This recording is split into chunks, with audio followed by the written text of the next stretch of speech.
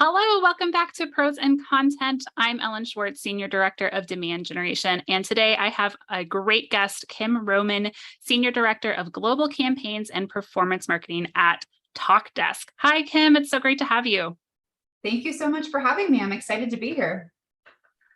Great. Well, let's kick off really quickly and have you just tell us a bit about what led you to where you are today.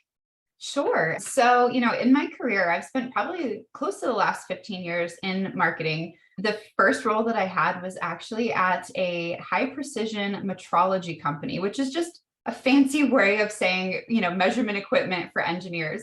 But that's really where I started my, dive into digital marketing.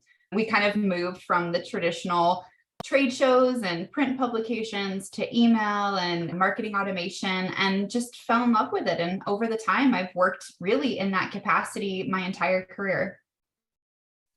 Yeah, and you've had a lot of varied industries in there. You glossed over a lot, but I saw industrial machinery, IT services, health professionals. You were at Oracle for a long time, working specifically with Eloqua clients. So shout out to anybody who's currently or ever has used Eloqua, because you were actually working with kind of helping people do the best they could with Eloqua, right?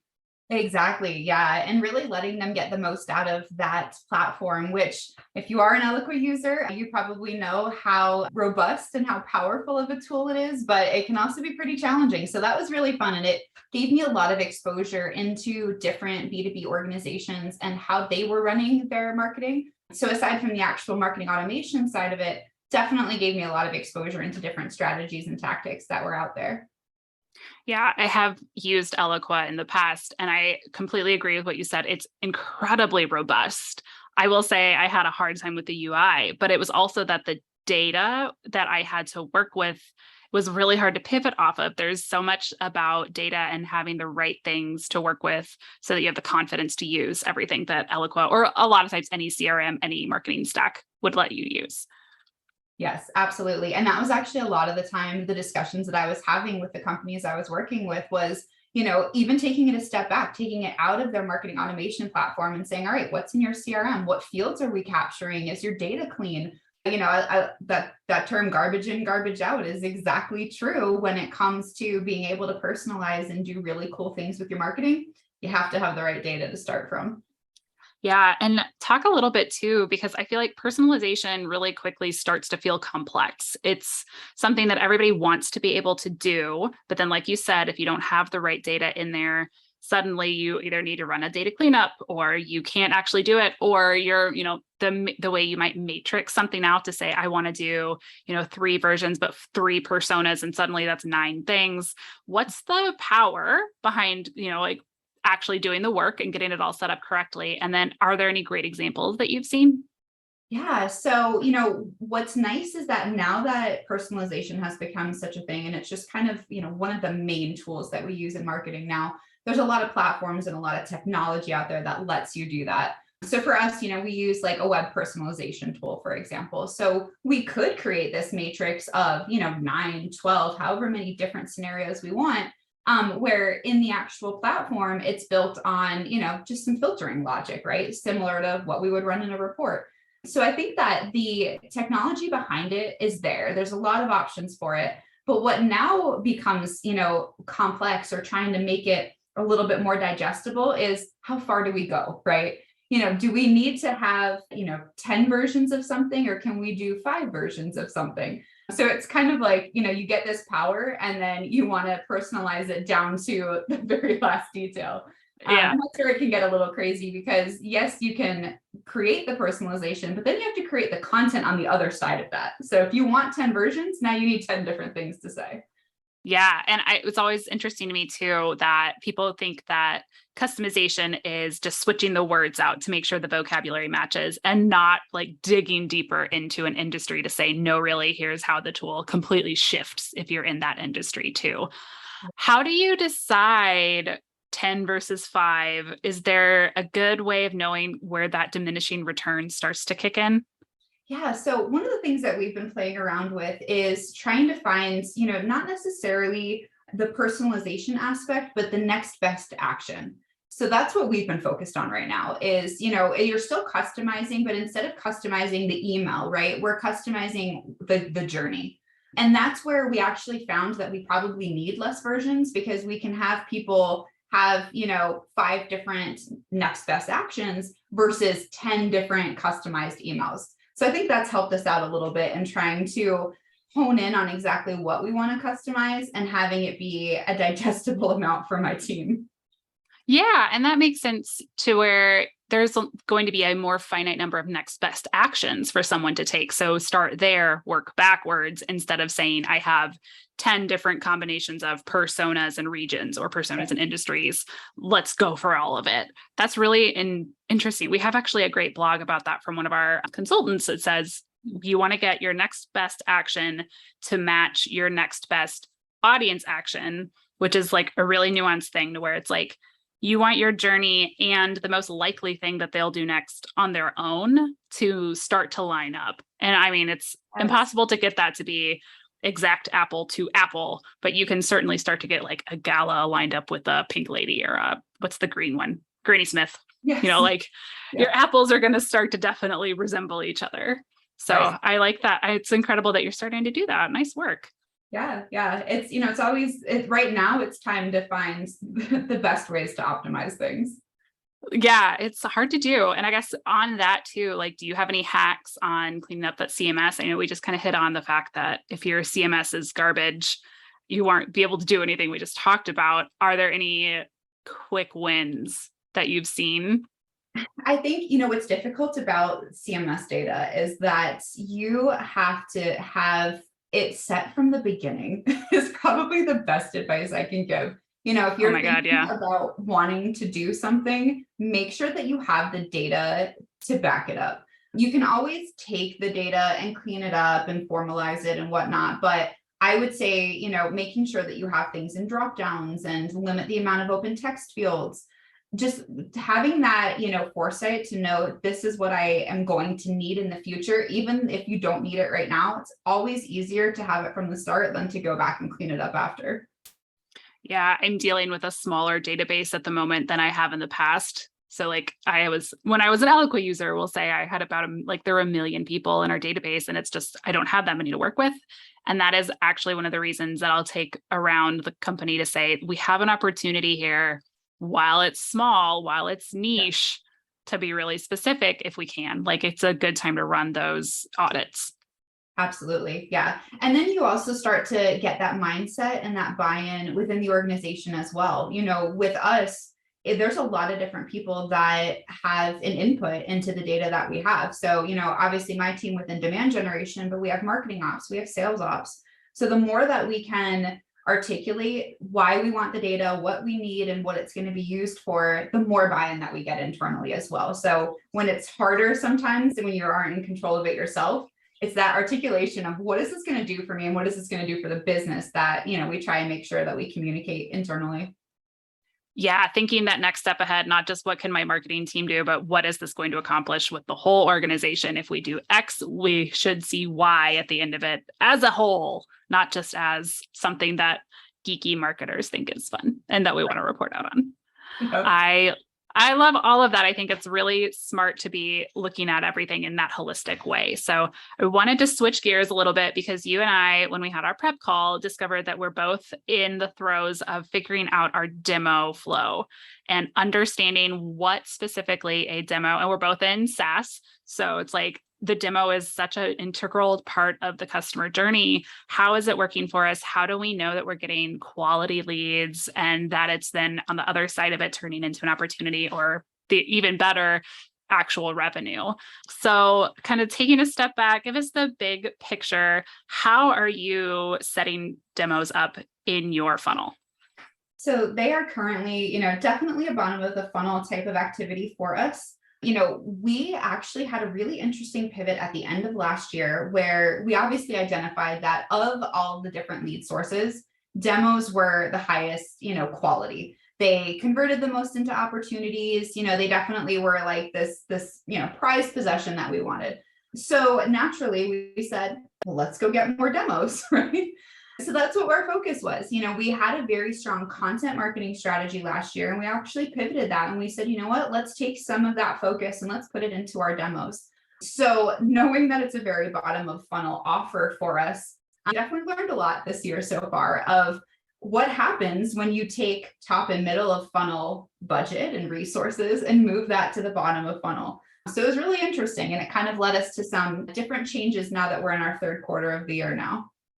Okay. So just to kind of dig into that a little bit, you were spending a lot on the top. You understood that demos are something you want to expand on. And I think what happens to a lot of people is you look at something and you're like, yep, that's it, without thinking that it's all related, right? So it's like you still need your top of funnel to make sure that, what's that stat where it's like so many of your B2B buyers are doing a lot of research in the background, right? So it's like by the time they hit your demo, they've done a lot of the work and they're ready.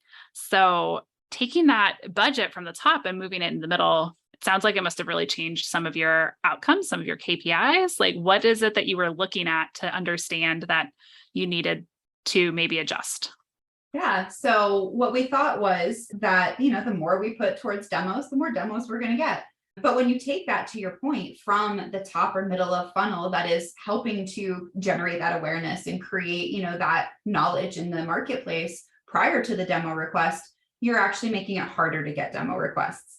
So we took a step back and we said, you know what, this isn't producing the outcome that we thought it would. It wasn't like apples to apples. We take this budget and we just naturally got that many more demos. So we started to say, well, what else can we do? We didn't want to just go back to our old way of, having that huge focus on content marketing. So we said, we still want to make the demo important, but we want to make it important where it's not just request demo.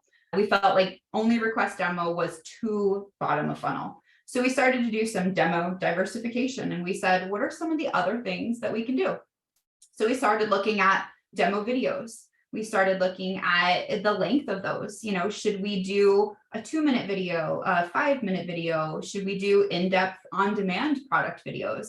And then we started playing around with interactive demos. So letting people actually jump into the platform, have a guided tour, see what it actually feels like. And those are some of the things that we started offering over the past 3 months or so.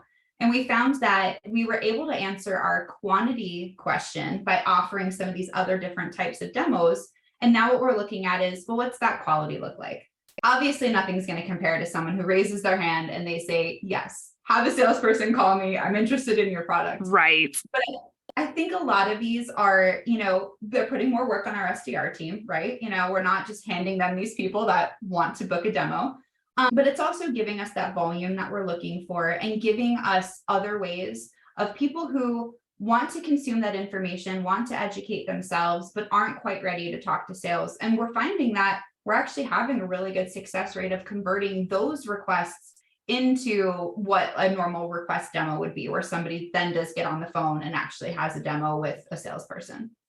Oh, got it. So you've kind of allowed them the little snippets or the way that they are hoping to interact with your demo or your product to self-serve ahead of time. So not necessarily handing them over just because now they've watched the 2-minute video instead of the full demo, but understanding if they've done that smaller video, if they've consumed that, we know, GEF about their conversation. GEF is not the way that the alphabet works. And no, it is backwards. It's EFG. Or maybe it's just, a metaphorical to where your journey's never in a straight line, right? Exactly. I like it though. It's away from the cliche, like, oh, we know XYZ. So it's good. I like it. Okay. Ooh, thank you. Thank you for saving my metaphor there. So let's see, kind of back on topic. Where were we? It's interesting. So we're starting to kind of consider this chunking out the demos as well. And I think, kind of like we were just mentioning too, the next best action, the next best audience action, and how do you merge these things together? How are you looking at the quality? So is there, I don't want to get too specific, but it's like, what else would you want someone to do with a demo before handing it over to an SDR? Yeah. So I think one of the things that we are providing the SDRs is the understanding of what the engagement overall has been of that contact or of that account even. So we have tools where, they can take a look and see, okay, again, this person hasn't raised their hand and said, I want to see a demo, but they've gone into our interactive one, or they've watched a 20-minute, product demo. So we're arming them with two things. One is, what's the engagement of that contact to date? So have they done other things that can almost equal up to the fact that they've requested a demo? Because you can see that they're engaged, you can see that they're interested in our product. The other one is, we did actually work with them to develop a different way to follow up with those leads. So I think a mistake that we made in the beginning was we were starting to just send them all over. They're all flagged in our CRM the same way. So they all look like they all are flagged that they're what we call core offers. And Okay. the SDRs were following up with them the same way that they would follow up with a request demo, and they weren't getting success. And we're like, all right, hold up. Right. If you're following up with them and saying, hey, I'm following up on your demo request, of course the process. But they might, yeah, well, they probably didn't see it as like a demo anymore. Like Exactly. I think of that a lot, actually. It's like we get really tied up in our own vocab and our own structures. And it's like reaching out. I just had that happen to where I canceled an event and I internally was calling it a demo. And that's just what I flung out into the world. I was like, hey, sorry, a demo's canceled. And someone actually wrote back, it's like, I just signed up for a webinar, not a demo. It's like, you did. Yes. Yes. So that was something that we learned as well when we started to offer these different demos. We said, okay, we need to make sure that the team that's following up with these people knows how to follow up and knows the difference. And that also helped a lot as well. So rather than saying, hey, let's book a time for your demo, it's a little bit of a softer intro. And to answer your question about, what are we looking at in terms of quality? So we do have benchmarks for like meetings booked, so once the SDR follows up with these requests, what's the percent of them that are actually following up, booking a meeting, talking to them about our product. And then we track it all the way down to opportunities, pipeline, revenue. And those are things that we're monitoring. We know out of the gate, and I think this is important, is whenever you're offering something new, is to set the right expectation. This is not going to be the same as a request demo. This is going to be different, but if we can increase the volume and have a lower conversion rate overall, that's fine, because then at the end of the day, we're going to net out the same as our request demo program does. Yeah. And then too, even though your quality might be down right now, it gives you more of a volume to work with and to move through on your own. Like we discussed, kind of crafting the next steps for them to take. You've manufactured a way to increase the volume. You've lengthened the cycle possibly, but you do know that these people are here and they're interested. So better, it's kind of like this middle level of quality, right? So it's not just dumping your bot email list into your system, but it's not finding the people who are saying, yes, I will buy you tomorrow. It's finding this kind of like, you found a good way to really understand, honestly, it's like your target audience, right? Right. And what's so funny is that I got forwarded this email from one of my colleagues the other day, and the subject line goes, request demo is dead. So I had to chuckle and say, I have been seeing this trend though. If you look across websites, if you look across other SaaS companies, the CTA used to be front and center, request demo, book a demo. And I'm starting to see this diversification in, other SaaS companies as well, where it's now pointing them to videos, pointing them to interactive demos. So, I say it's kind of, yes, the quality may be a little bit lower, but I feel like this is where the market is taking us. This is where prospects are taking us. They want these other options to do some of this research and to get an understanding for your product before they have to talk to a salesperson. And if you're not offering it and the only thing that you're offering is request demo, then you're going to have a problem eventually. Yeah, you kind of don't know who won't peek behind the curtain, who won't say, yes, okay, give me the whole spiel instead of letting me dip my toe in. So kind of flipping this discussion a bit, how do you know that the demo is valuable to your audience? So we talked a lot about what we do if someone's shown up and said, yep, I'm ready. But how are you understanding either the journey to the demo? I think that's question one. How do you understand the journey to the demo? And then question two would be the demo itself. Are you doing anything to make sure that that content is also valuable? Right. So I'm definitely a data nerd. I always fall back on the data for whatever it is that I'm doing, decisions I'm making, analyzing things. So we answer both of these questions with analytics, quite honestly. In terms of the journey, we definitely promote our various demo requests through a lot of different channels. We're looking at what channels are converting the best into actually getting the demo request, we're breaking it down into the audience to see if there is a certain audience that prefers one channel over another. This was actually another reason why we decided to have different demo offerings, was to answer the question, is there anything that we can see with audiences wanting one type of demo offer over another?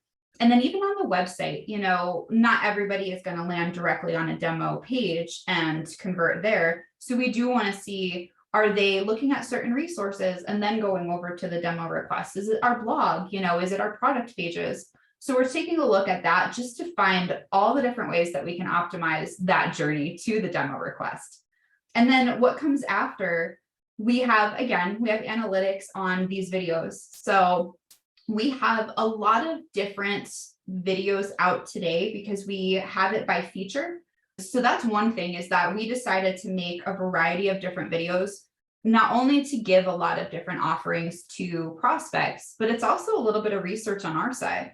So if we have, if we're showing 10 different features, let's say, and people are only watching 3 of those 10 videos, then we kind of know where we need to focus our efforts. And then we'll look at things like how much of the video did they watch? I talked earlier about, is it a 2-minute video or is it a 20-minute video? So all of that, we're tying back to the analytics and trying to get as much data as we can to make the next decision on where we want to take it.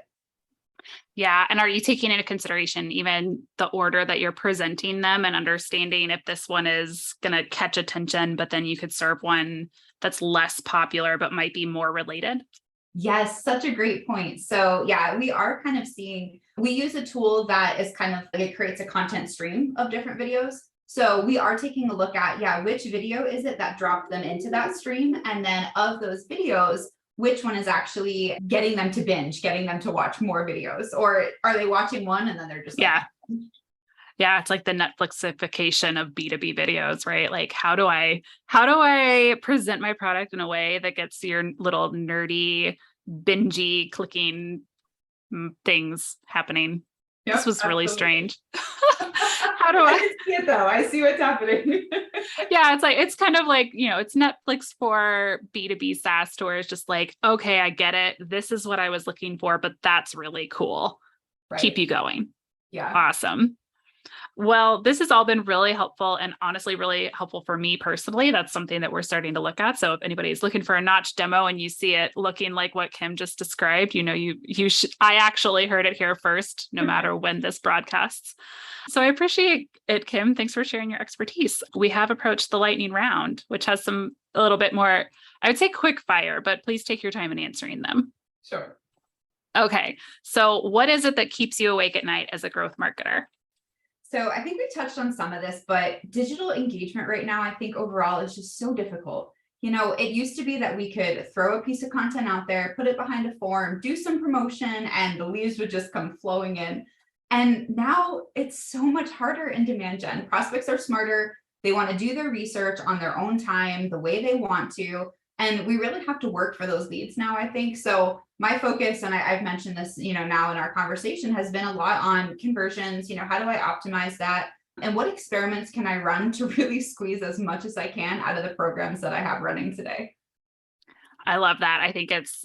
I like what you said about how the prospect is smarter now, because I think even if you've been I would think marketing the last 5 years, it's shifted that quickly to where what I was doing 5 years ago is very drastically different from the way I'm marketing now because of that, because people are used to being marketed to all around us, not just if it's B2B, the B2C influences this. I used to talk about this a lot, actually, just to go on a total tangent.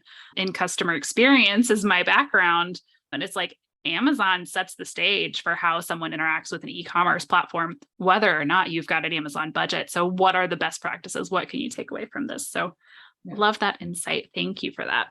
What is a campaign that you point to that you would either run on your own or is just like a slam dunk every time? So there's one that comes to mind, which I'm a big fan of video right now. Obviously I mentioned doing, more video demos, things like that, but even using video snippets and using it as a way to get people's interest and get their engagement going. There's one that I saw it on LinkedIn, and then somebody else sent it to me as well. It's from I think the company is Walnut. And have you seen this one where it's about what would life be like if it were similar to the way that we sell software? And it's Oh hilarious. no. So you have to look it up. But it's this, this girl walks into a clothing store and she spilled coffee on her shirt. So she just wants to go in and buy a shirt. And they're like, oh, that's great. Here, set an appointment. And then, she goes through that whole process. And then they ask about, what's her budget and what's she looking for? And, what does she need in a shirt? And then they're like, hold on, let me call my specialist. So it's just so funny to think about the world that we live in day to day and how complex it is. And what I think is really fantastic about this campaign is, one, obviously the video aspect. So it's super engaging, but it also just hits home on that pain point of, this is what we're struggling with too. I mean, we've been talking about it now Yeah. this whole time. This is what you're struggling with, is how to get people to, raise their hand and say that they're interested, but we're making it complex for them to do so. And I feel like it just hits on that pain point, really was funny, something that's shareable and memorable. And I love that video. It's a great campaign. Okay, well, we'll find it. We'll link to it in the show notes. I have not seen it, but what you just described is exactly what I was thinking. It's like they get their target audience. Yes. They understand and they really just run with it in the right direction. Love it. Okay, one that is not related to marketing. Where's the best place you've traveled? So I went to Stuttgart, Germany for work. This was forever ago, before kids, and absolutely loved it. It may have been that it was the same week that they had their annual wine festival, but it was so much fun. The people were fantastic. The food was amazing. So it's definitely a place I want to go back and visit again. Neat. Would you take your kids? I would, yeah. I felt like it was a really good cultural experience too. So Nice. yeah. Not sure that I'd be super excited about, a 12, 13-hour flight with my kids, but right. Maybe wait till they get older and they can be a little calmer on the plane. Yeah, understand that naps are a good thing again. Make sure they get back to that. So just sleep for 8 of these at 12 will be great. Yep. Love it. Oh my gosh, how cool. Okay, and then the final lightning round question, what was your pandemic cliche? Oh my gosh. So, what's really funny is the sanitizing. So not so much a cliche, but I just have to share this. My husband is a germaphobe. He had Clorox in his pocket in a little bag before the pandemic, was wiping down the tables before we eat, wiping down our groceries, was always suspect of the Amazon boxes. So I always have to say to everyone that he was absolutely vindicated when the pandemic came in, because everything that he was doing to cleanse and sanitize and all of that was just it was just normal, and we had already been doing it.